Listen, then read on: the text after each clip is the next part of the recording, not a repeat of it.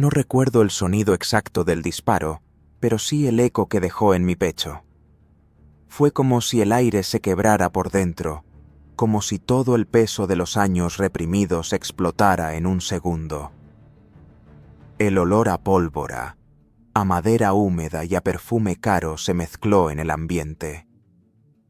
Yo estaba ahí, con las manos temblando, mirando cómo ella caía lentamente al suelo. Mi madrastra, mi enemigo disfrazado de amor.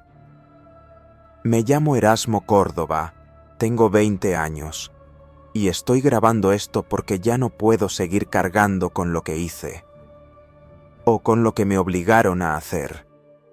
Tal vez merezco pudrirme en un reclusorio, tal vez no, pero si escuchas hasta el final, entenderás que las razones fueron más oscuras de lo que cualquiera podría imaginar.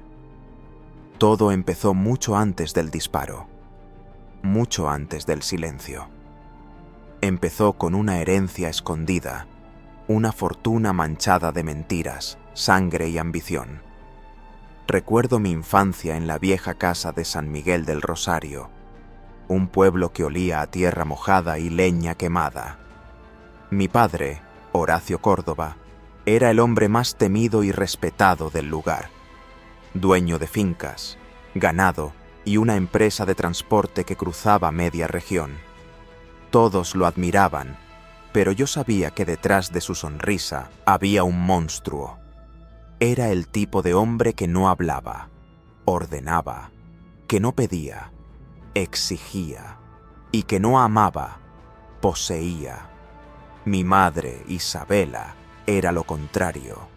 Su voz era suave, su mirada limpia, su olor a jazmín, aún lo tengo pegado al alma.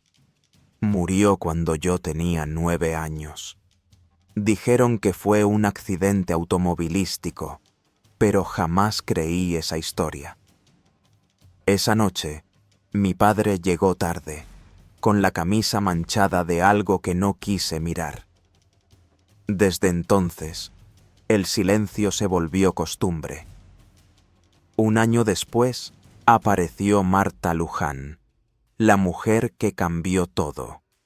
Alta, de piel clara, labios finos y un aire de superioridad que impregnaba cada rincón. Decía venir de una familia de clase, aunque nadie sabía de dónde. En menos de 3 meses se casó con mi padre y se mudó a la casa.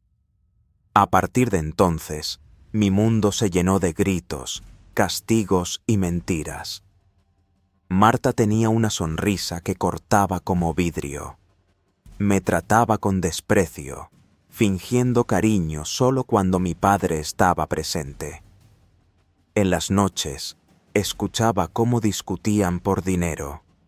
Ella lo presionaba, lo manipulaba, lo provocaba. Esa fortuna no puede quedarse enterrada, Horacio, le oí decir una vez.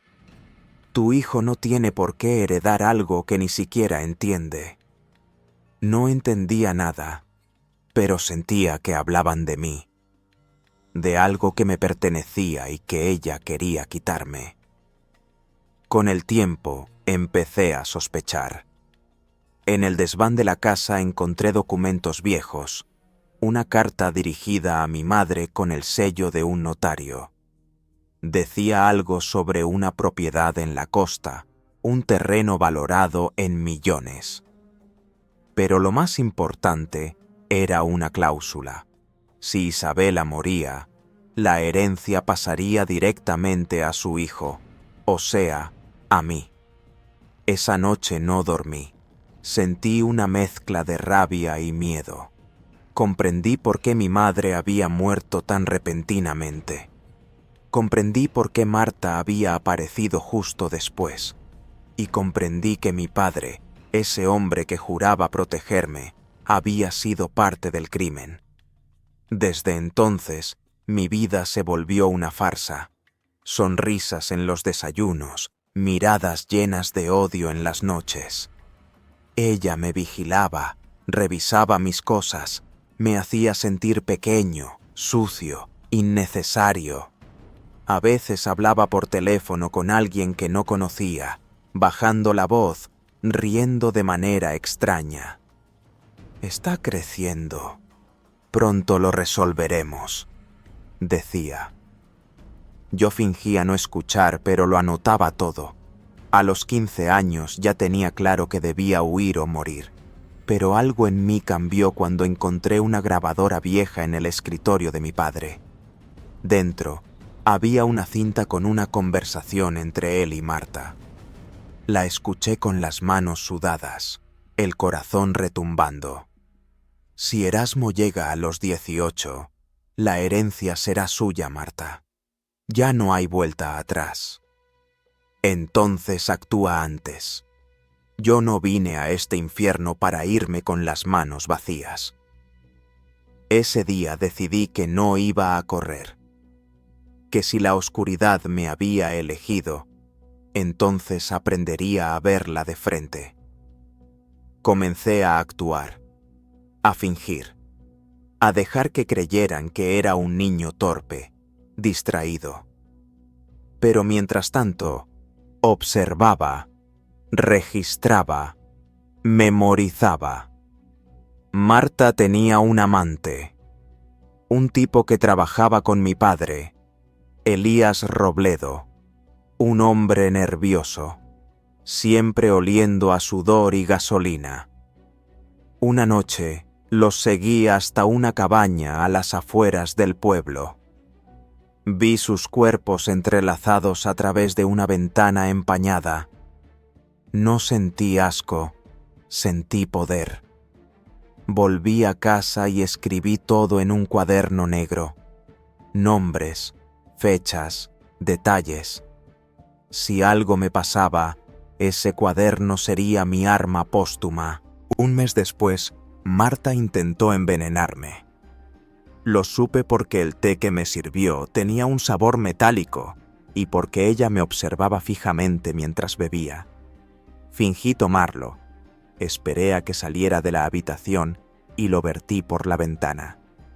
Esa noche, escuché cómo le decía a mi padre que todo estaba listo. Fue entonces cuando el miedo se transformó en rabia. Ya no quería sobrevivir, quería justicia. Pero la justicia no existe en los pueblos donde el dinero compra hasta el aire.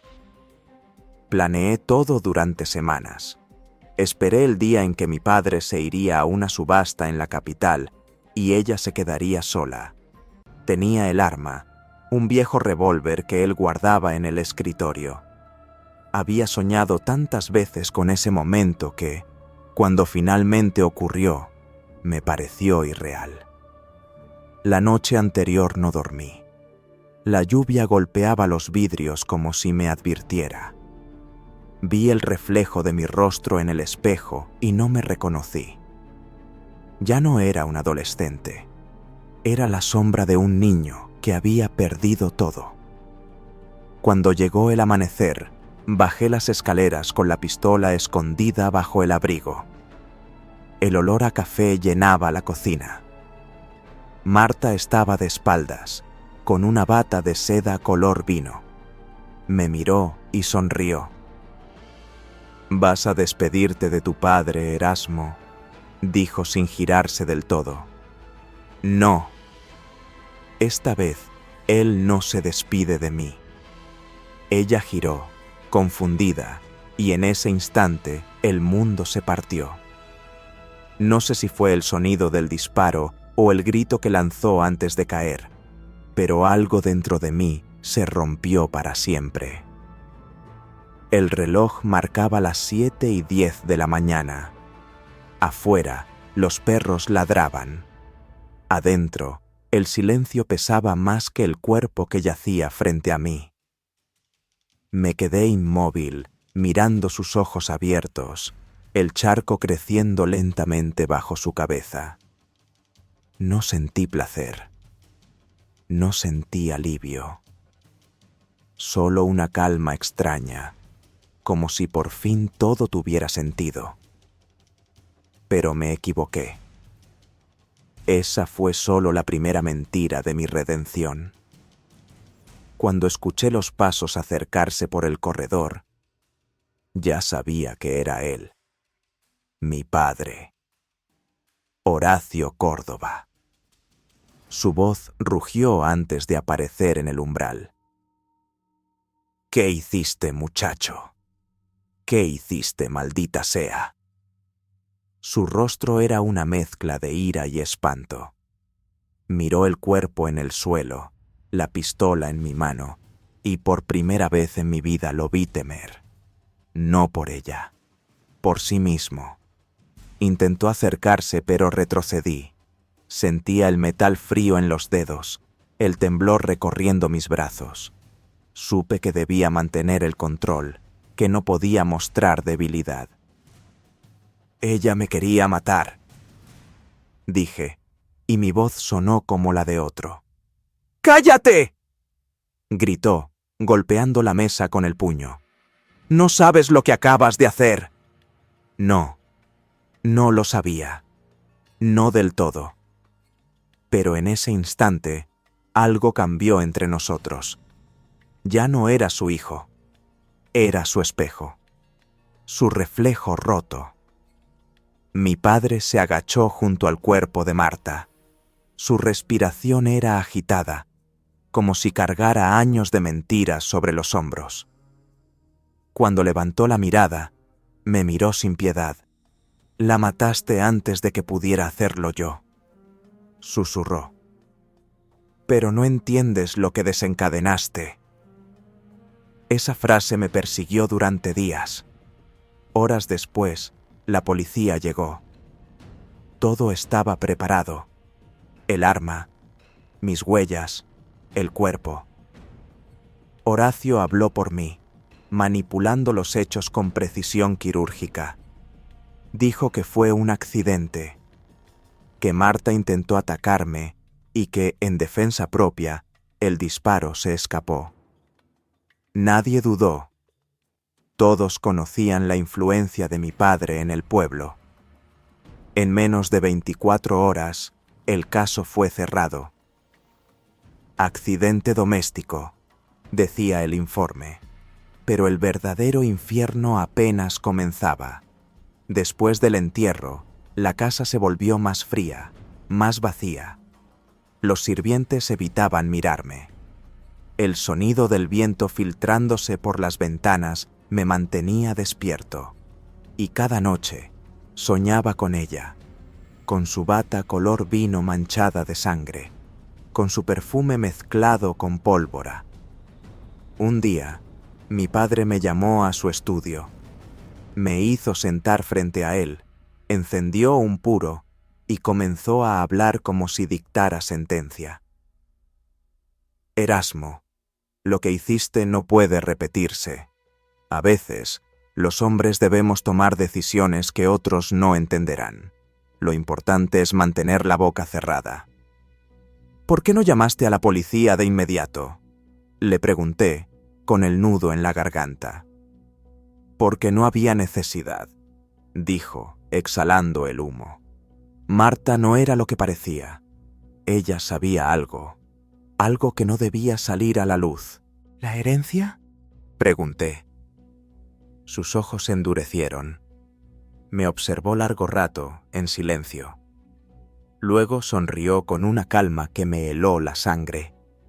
Veo que ya sabes demasiado. Me habló de la fortuna oculta. Me contó que antes de morir, mi madre había descubierto que la empresa familiar no solo transportaba mercancías legales. Había rutas secretas, cargamentos que jamás pasaban por aduanas. Oro, piedras, dinero sucio. Mi madre quiso denunciarlo, pero él no podía permitírselo. La herencia que mencionaba el notario no era solo un terreno, sino la puerta de entrada a una red ilegal que mi padre controlaba en silencio. Marta lo descubrió, y en lugar de huir, decidió chantajearlo. Le exigía una parte a cambio de no revelar nada.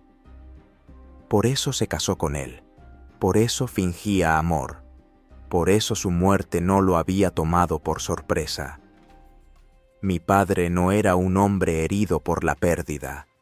Era un hombre que acababa de librarse de una amenaza. Y yo había sido su instrumento perfecto. Sentí náuseas. El aire se volvió denso. Entonces, ¿tú la ibas a matar? Le dije, apenas respirando. Sí, respondió sin titubear. Pero llegaste antes. Y, aunque no lo creas, me hiciste un favor. Se levantó, se acercó a mí y me apoyó una mano en el hombro. Su tacto me quemó.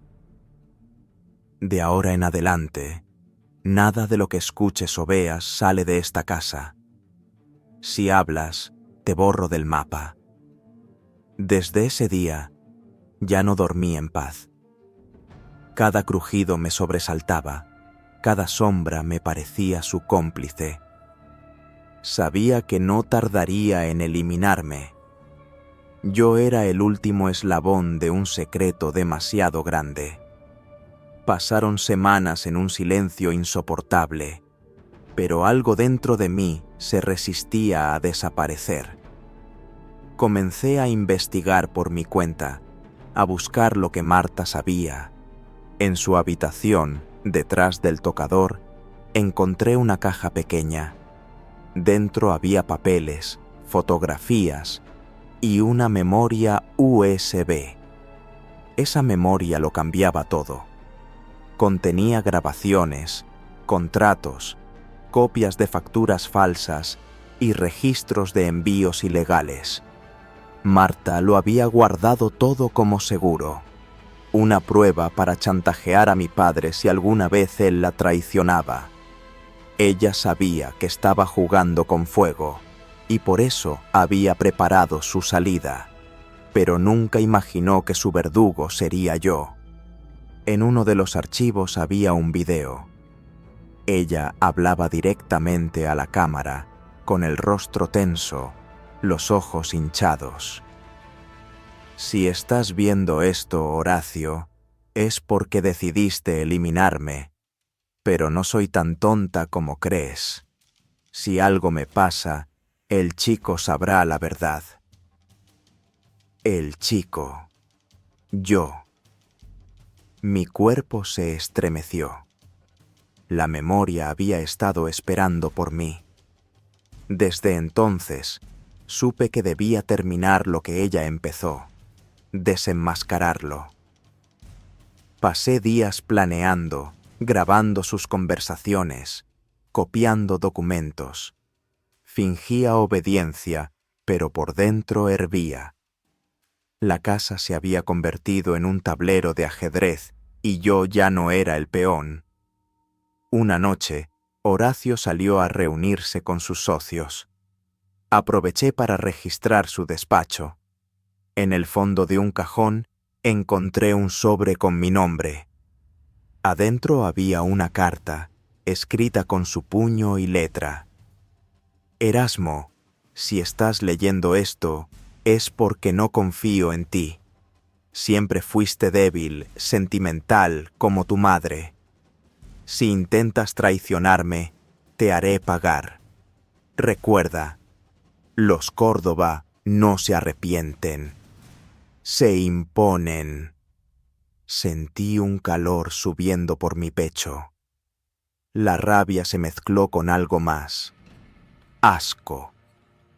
Me di cuenta de que todo lo que me rodeaba, la casa, los lujos, los retratos familiares, era una farsa construida sobre cadáveres. Y lo peor era que yo ya formaba parte de ella. Desde entonces, mi relación con él se volvió un juego peligroso. Me observaba con desconfianza. Yo lo hacía con odio. Los días se volvieron más tensos, los silencios más pesados. Hasta que una tarde, mientras cenábamos, rompió la calma. «Erasmo», dijo con voz grave, Quiero que me acompañes mañana al puerto. Hay un asunto que resolver. No explicó más, pero entendí lo suficiente. Sabía que ese asunto era yo. Esa noche decidí que no volvería a correr. Que si me quería muerto, tendría que arrastrarse conmigo al infierno. Comencé a preparar mi propio plan. No era sofisticado, pero sí letal. Lo llamé la herencia del silencio. No se trataba de dinero, ni de justicia. Se trataba de romper el ciclo. El amanecer de ese día tuvo un color extraño, como si el sol dudara en salir. Las nubes estaban bajas, grises, y el aire olía a hierro, a tormenta. Yo sabía que no sería un día cualquiera. Mi padre me esperaba en el garaje, con su chaqueta de cuero y esa calma falsa que siempre precedía a sus actos más crueles. «Vamos, Erasmo», dijo sin mirarme. «No hagas preguntas». Manejamos en silencio durante casi 2 horas. El camino hacia el puerto estaba desierto, flanqueado por cañaverales que parecían moverse con vida propia. Cada tanto, él encendía un cigarrillo y exhalaba el humo hacia mí, como si quisiera envenenarme lentamente.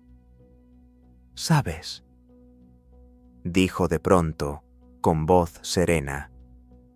«A veces pienso que deberías haber muerto con tu madre. Ella era demasiado pura para este mundo.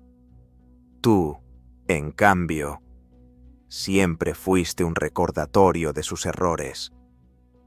No respondí. Mi corazón latía con un ritmo violento. En el bolsillo llevaba la memoria USB que había encontrado en la habitación de Marta, junto con una copia de la carta de mi madre. Era mi escudo y mi espada.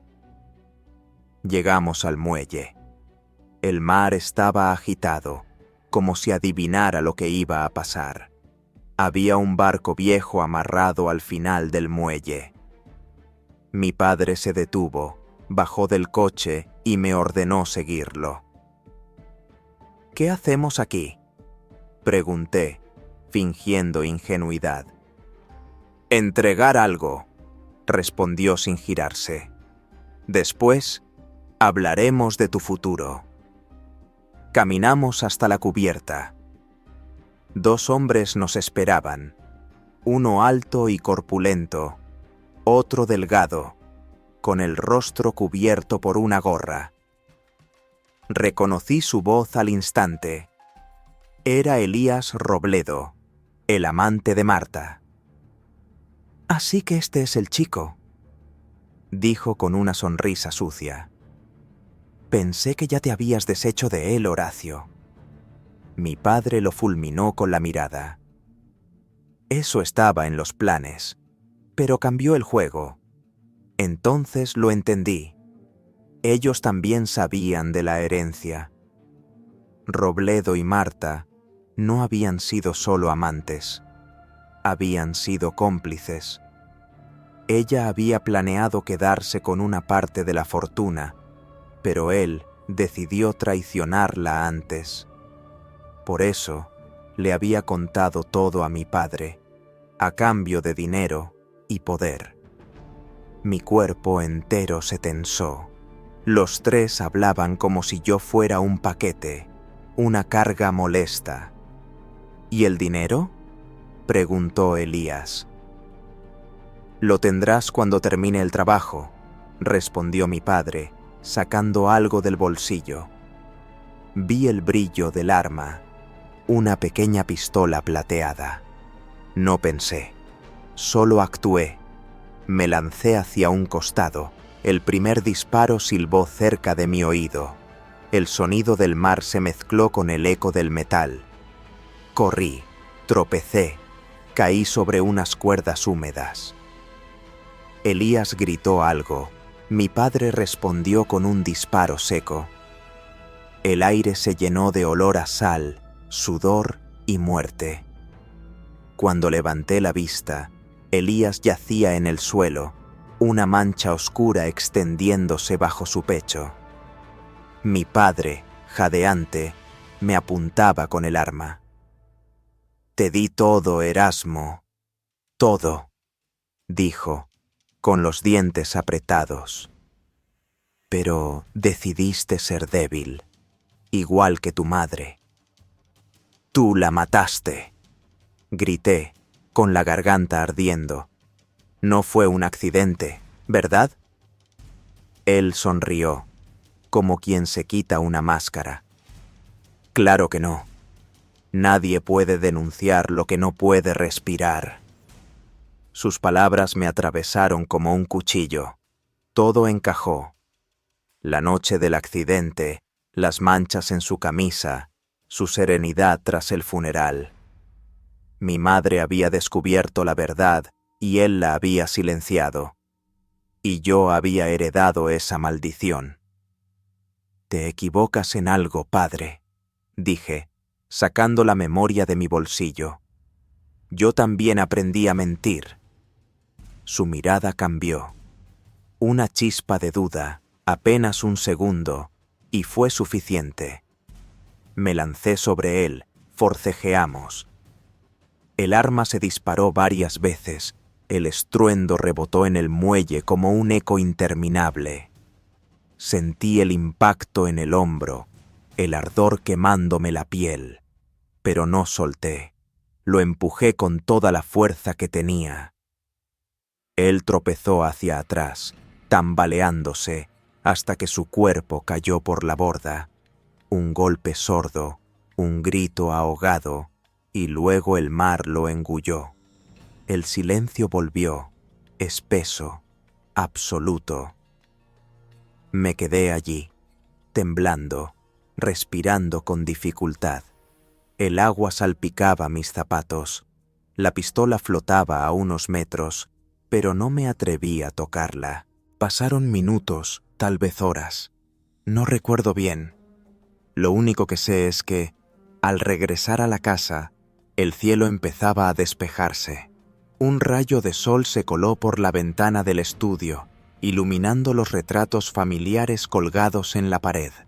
Mi madre, sonriente. Mi padre, imponente. Marta, observando desde el fondo.